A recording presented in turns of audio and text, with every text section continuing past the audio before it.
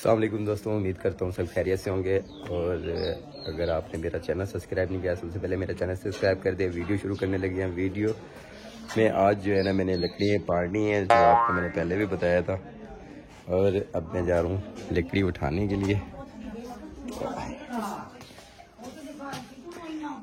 ये किक्कर की लकड़ी है, किक्कर की। दोस्तों लकड़ी जो है ना मैं ले आया हूँ। ये लकड़ी है जो मैंने पाड़नी है आज।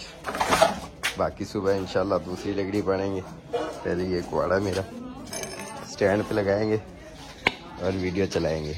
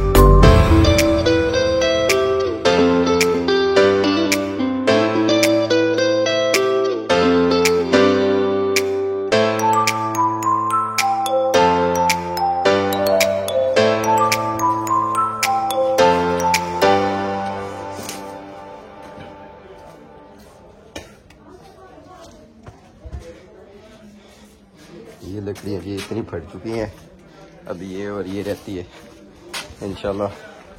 पसीना आप देख रहे हो मेरे पर, गर्मी बहुत तेज है। सूरज की शुआएं देखें आप,